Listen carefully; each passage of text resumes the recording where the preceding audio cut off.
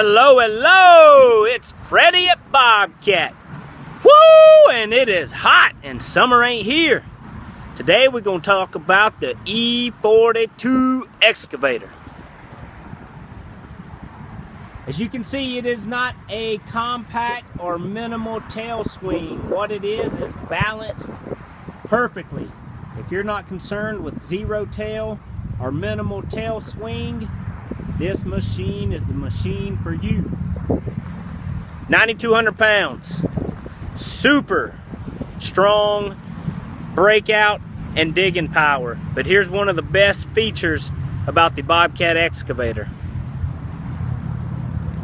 Look down that track. Do you see a knuckle or anything sticking outside that track? No, you don't.